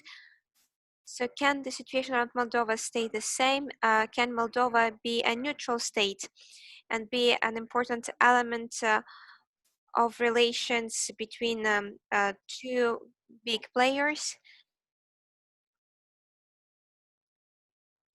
And will it be possible to solve the Transnistria conflict? Thank you. First of all, I would like to welcome you. I visited your country several times and I have the warmest impressions about your country, and I'm very happy to see you here, and I'm very happy to speak about this subject. I think there is such a chance. And for me,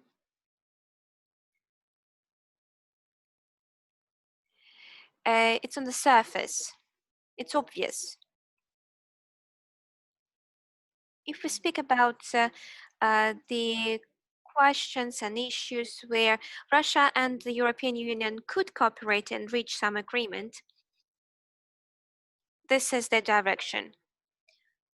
I visited your country, but I can't say that I follow all of the events. Maybe I don't have a full picture, but what I see is that the fight of pro-European countries and fight between this pro-Russian parties, this is not a geopolitical conflict. This is an internal conflict for Moldova, and this is the conflict of different interests. I don't see Moldova when I mean Moldova, I always think about the Soviet Republic of Moldova. And for me, it's not the territory of fight between Europe and Russia. This fight would be absolutely senseless.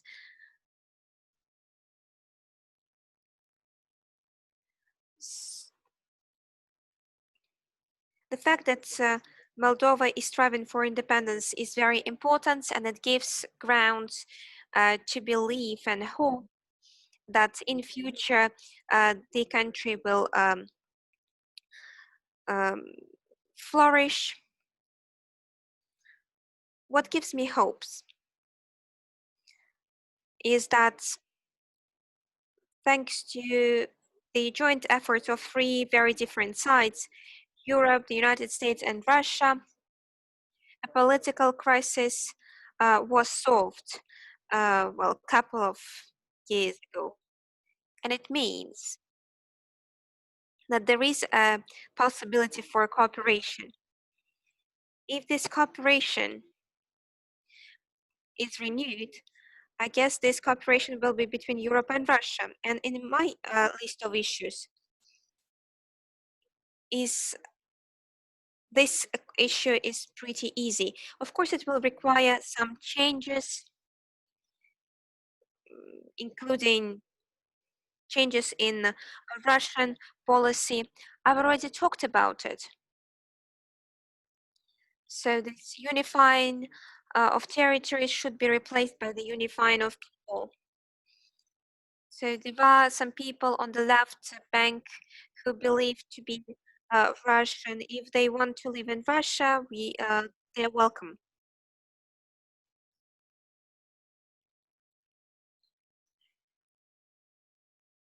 But Russia probably should not support, well, such entities. Russia is most often seen in these entities as some kind of ATM. And this is pretty senseless. It could have sense in 1990s, 1992, 1995, for example. I don't want to judge about the past right now, but as for now, Russia cannot have certain military platform. Well, in Moldova, the Suvorov would not go there, Stalin would not go there. So why? What can we do in Tiraspol? So people should be attracted, if it's possible. If it's Russian citizens abroad, then they have an opportunity and the rights to be protected by Russia.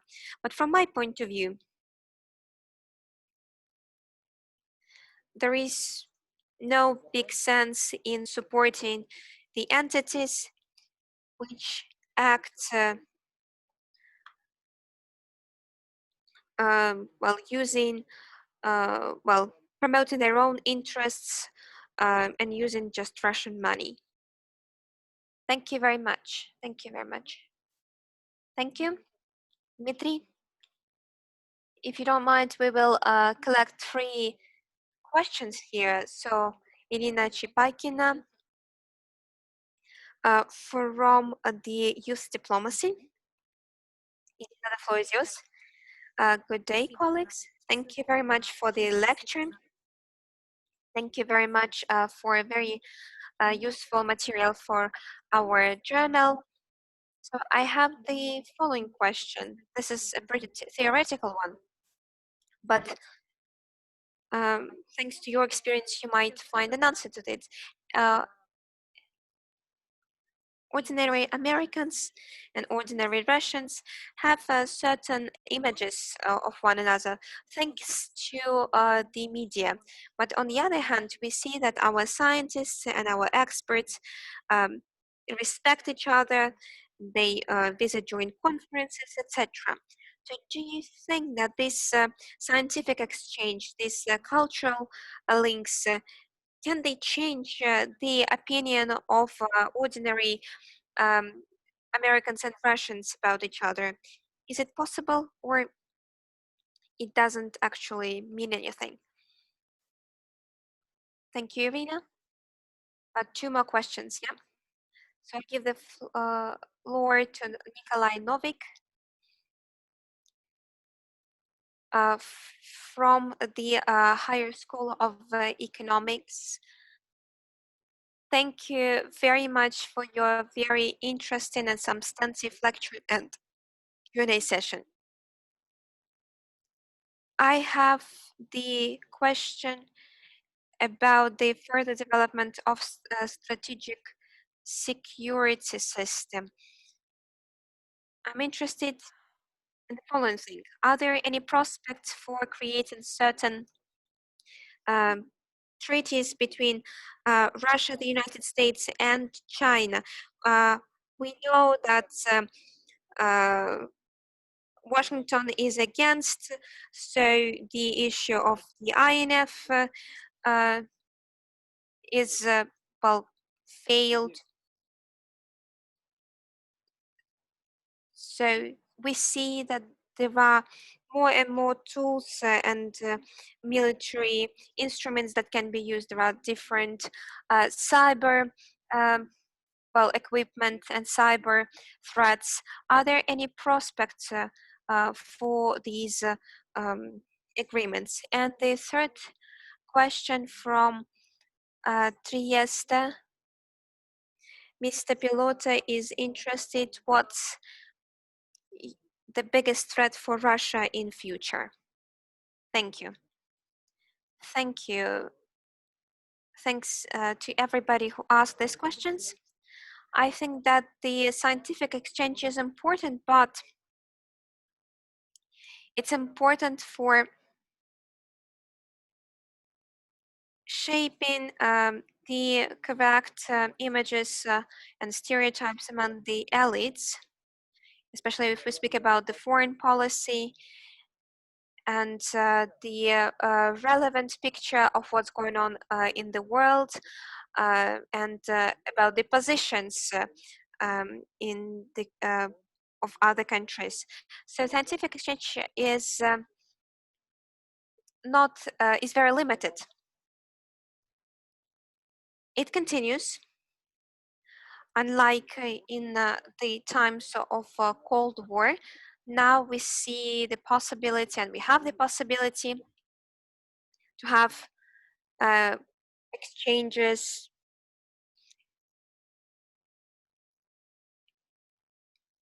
even if people come from different countries. And ordinary citizens' opinion is shaped mostly by the media, which do not explain the world, they just present a false picture of the world in this or that respect. So whether these are states, media or private media, they are partisan, they're biased. They create certain images which are biased. That has always been the case, and we should proceed from this fact. But the most important thing is that most ordinary people in the world, they are not subject to this propaganda. They are not very sensitive to this propaganda. They are quite open. You can have a good dialogue with them. They are ready to listen to you. If they believe you or they have just some trust for you. And my context attests to the fact that nobody of these ordinary people does not repeat the propaganda and the ideas promoted by state or private media. So a person who thinks about it, or he proceeds from their image and their perception of what is good and what is bad.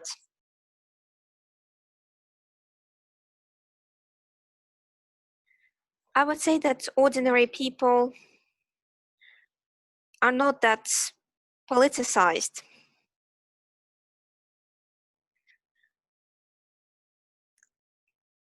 And those who deal with the international relations, they are sometimes even more politicized.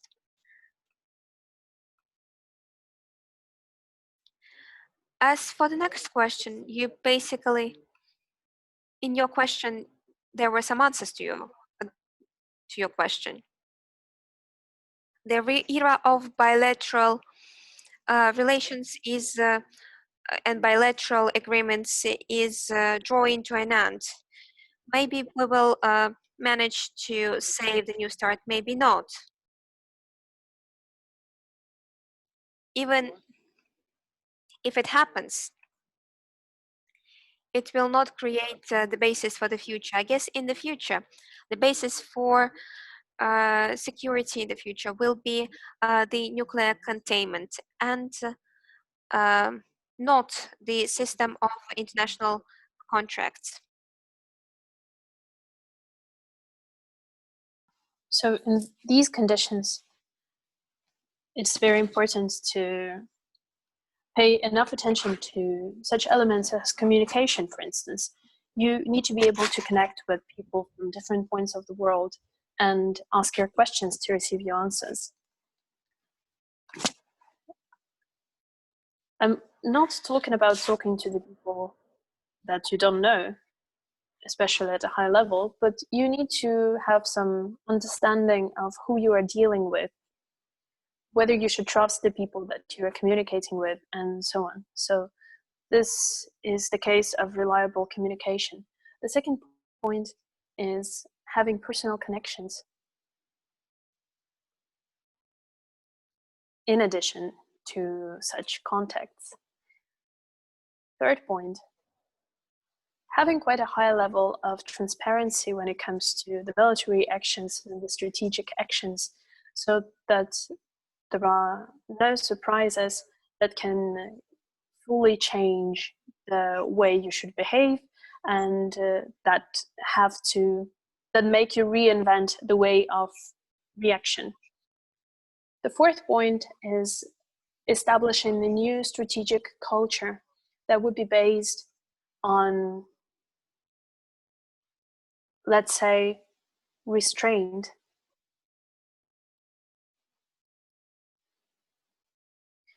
So we need to have the systems that we are creating to make the powers that are dislocating to be developed to promote stability, a stable situation, not to gain power over others so that there is another arms race or a preventive measure taking place. So I believe that there is no ordinary war possible between nuclear superpowers. So if you have nuclear power, then you cannot just shoot someone and isolate this incident. Even if it's a local small war, there is always a chance that such a war can escalate, because it's very hard for me to imagine, to be honest, that the government of a certain nuclear power would acknowledge that they have been won over, and they will not threaten to use nuclear weapons. So there is very little that stops such countries from appealing to extreme measures. So we should take into account nuclear weapons that are both strategic and non-strategic.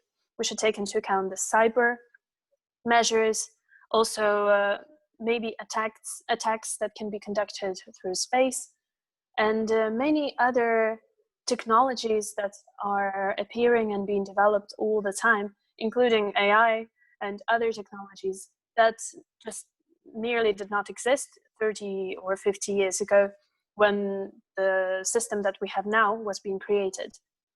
As for the agreements between Russia, China, and the United States, I don't think that they will be implemented in the near future. China is not interested in this for a number of reasons. I think that in the conditions that we see now, China is not going to restrain itself. And of course, it's all very dangerous, and there is a dangerous scenario that might evolve. But we need to remember that the Soviet Union and the United States had to control their arms after they almost managed to destroy one another during the Caribbean crisis. So the same situation might evolve between the United States and China in the South Chinese Sea or in Taiwan, which will make a shift possible in the country's policy. And the countries will start pursuing some sense of security and guarantees. And finally, the last point, speaking about the major threats to Russia or to basically international space, to all the countries. there is the threat to the holistic nature, not because something will go wrong, but because there is this separation between the controlling group and the controlled. In some countries, we see ethnic problems, some discrimination, and in most countries, one of the biggest problems nowadays is the broad gap that is getting deeper and broader all the time, separating the elite from the mass, from the majority of the population. So this is leading to the reformatting of the political systems, be such systems democratic or totalitarian. And probably the last point that is worth mentioning is the biggest threat that is not national, that is global. This is the development of modern technologies. Overall, if humanity is not going to take any measures, any efforts on controlling this, we might become the creators of a certain division between the people. So there will be a division between those who are superior and who control the rest, and those who will be happy to receive some food and some income that will be secure, and will be consumers of the great quantities of wealth, but will not be able to make any decisions or influence any decision making. And there will be a group of people who will be making those decisions, and such technology as AI or biotechnology will be implemented, and they will be used to offer a longer life to the mass. Let's say they would be able to live to 200 years, and there will be this package for one sort of people and another package with other conditions and other wealth for the other people. So there is a risk of such division, but it's quite hard for me to formulate it right now. So there is also a risk of lacking an idea that would become the continuation of the progress idea. It seems that the idea of progress has been driving humanity for so long, and now this idea might lead us off the right path. So I've already spoken what might come out of it. So maybe we need to change this idea and to fill the next idea with the love and the caring for humanity, so that we don't simply pursue the power of technology, but we also remain human. Because now we are losing that we associate with being human. Thank you very much. Dmitri Vitalyevich, thank you very much. We have 2 questions left. So if you have time, we would like to give the floor to Anton Bogayenko, who is an expert from Kazakhstan. And the second question will come from our subscribers on YouTube that are following us on the website. And this will be a question from Lina Vostremova. She is interested in the future of Ukraine. What do you think about the future of Ukraine? Anton, are you here? Please take the floor. Thank you very much, Dmitry, for the time that you've spent with us. So I would like to ask you a question. I'll make it as short as possible. I would like to ask you about the main topic that you've been talking about all along, but with the accent on the Central Asia. This is the region where I come from, and this is probably the softest spot for both Russia and China. It can be the place, the space for cooperation, but I'm more prone to believe that exactly partnership or cooperation is the most possible scenario here.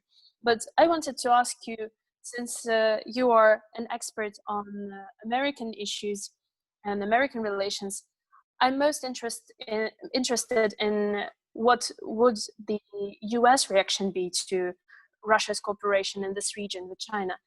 You said that you do not like the term Cold War to be used associated with the situation that we see now. But for instance, in the Central Asia, I sometimes see the elements of the Cold War. I wouldn't say that I see the division into blocks, but there is some block thinking. So you said that China is not thinking in the categories of leadership, which was usual before. But as for the United States, they continue to think in such categories and to appeal to them. So what would you say? How do you see the American regional policy? Of course, we are talking about the periphery, but what do you think the interference with the region will be? Because this is one of the most prioritized regions for China. And here, the United States cannot just fail to miss the point and not pay attention to this region.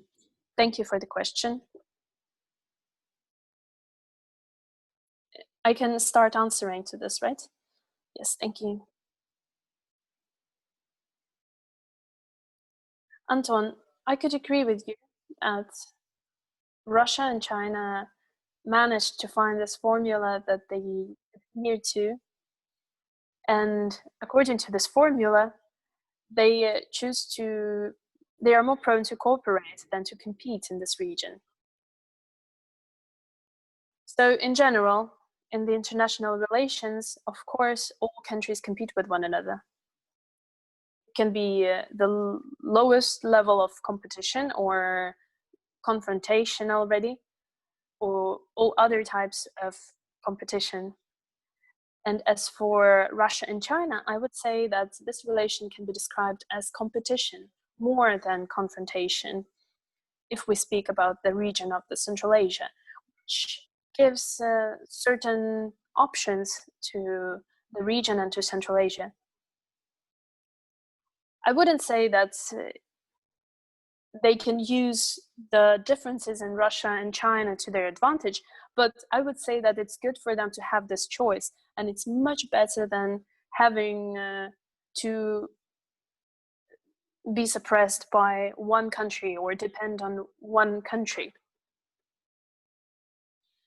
As for the United States, for a very long time, they have believed that Central Asia is exactly that region where Russia and China will confront each other, and the world will finally sigh with relief. But this has not happened in the past 30 years, so I don't think that this will actually happen in the near future.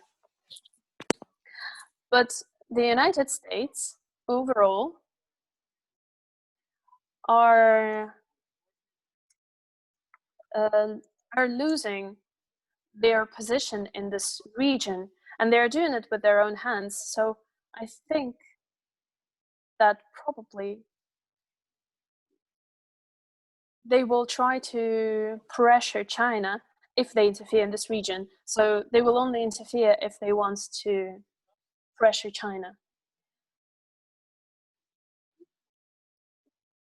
The United States, I don't think that the United States left the region and are not interested in this region after Afghanistan. But anyways, the interest is lower than it could be and than it was before. I would say that today, our American colleagues do not have a clear understanding on what to do in Central Asia. So it's clear that Russia and China are competitors, are rivals. The fact that they do not compete in Central Asia is bad because in this case, well, the countries could play on it. The United States position in Central Asia is just part of the bigger approach to China, they will probably exploit some tensions which might arise between countries. They will try to show Russia that China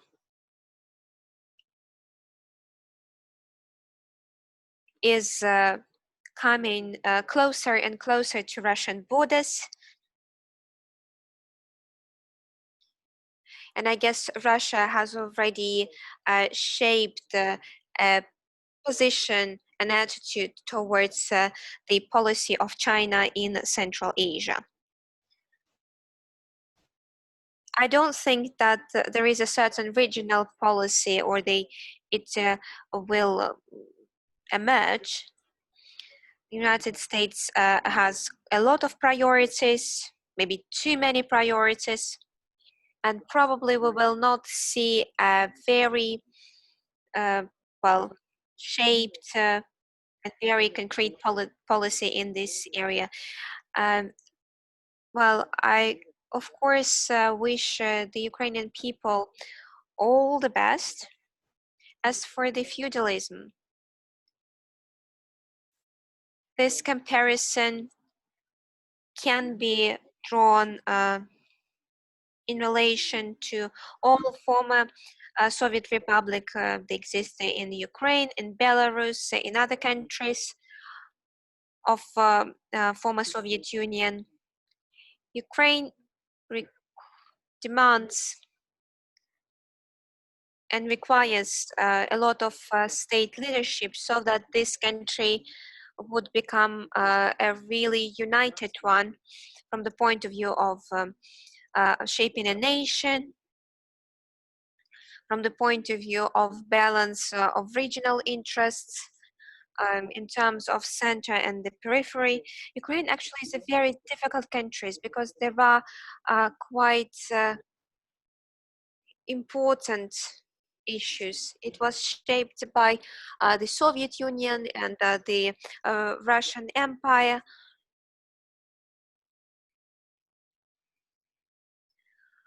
I see that nowadays Ukraine is used in a certain corporate interest, and this is unfortunate. But I hope that the Ukrainian nation, the Ukrainian people, I mean the ethnically Ukrainian and ethnically Russian people, they will be able to create a modern state which will be an important part of Europe, an important part of Eastern Europe, and one day, maybe even in my lifetime, between Russia and Ukraine, they will be normal, maybe even friendly relations, but this is a long-term perspective. Dmitri, thank you very much for your time, and thank you very much for your very interesting and very detailed analysis.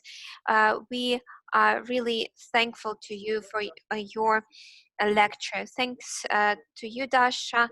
Thanks to all the listeners. For me, it's a great honor and it's a great pleasure to speak to you.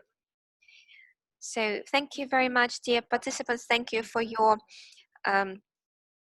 questions. We will save the recording, and thanks to our translators. Thanks for the interpretation. So follow us. We actually hold at least 3 events each week, and see you tomorrow at the Primakov's readings tomorrow. Thank you. Спасибо. До свидания, До спасибо. свидания, Дмитрий Витальевич. Спасибо, до свидания. Спасибо. Спасибо. До свидания. Спасибо большое. До свидания. Всего доброго. Спасибо. До свидания.